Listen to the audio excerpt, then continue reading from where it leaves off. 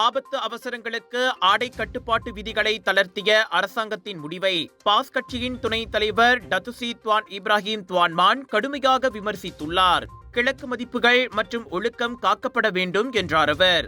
ஆடை ஒழுக்கம் அரசியல் சார்ந்த விஷயம் அல்ல, சமூக கல்வியின் அடிப்படை. ருக்குன்-நகாரா தேசிய கோட்பாடுகளின் மதிப்புகளையும் மரியாதையையும் காக்க ஆடை கட்டுப்பாடு அவசியம் என அவர் வலியுறுத்தினார். முன்னதாக மலாக்கா ஜாசின் போலீஸ் நிலையத்தில் குட்டை பாவாடை அணிந்த பெண்ணுக்கு புகார் அளிக்க அனுமதி மறுக்கப்பட்ட சம்பவம் சர்ச்சையை ஏற்படுத்தியது. குறிப்பாக DAP தலைவர்கள் உடை காரணமாக பொதுமக்களுக்கான சேவை மறுக்கப்படக்கூடாது என வலியுறுத்தினர். ஆடை கட்டுப்பாட்டு விதிமுறைகளை பின்பற்றியே நடவடிக்கை எடுக்கப்பட்டதாக போலீஸ் கூறினாலும் விமர்சனங்கள் அடங்கவில்லை.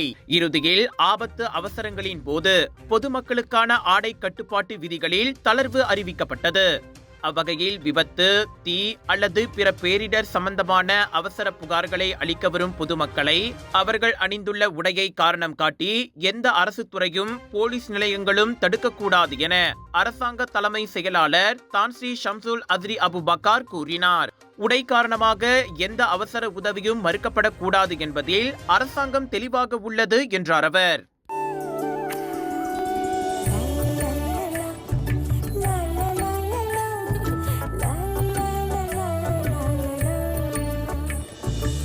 எல்லார் நம்பிக்கையும் நிறைவேறணுங்கிறது தான் ஏன் பிரார்த்தனை. Z Black 3-in-1 ஊதுபத்தி, அசல் 3-in-1 ஊதுபத்தி. பிரார்த்தனை கைகூடும்.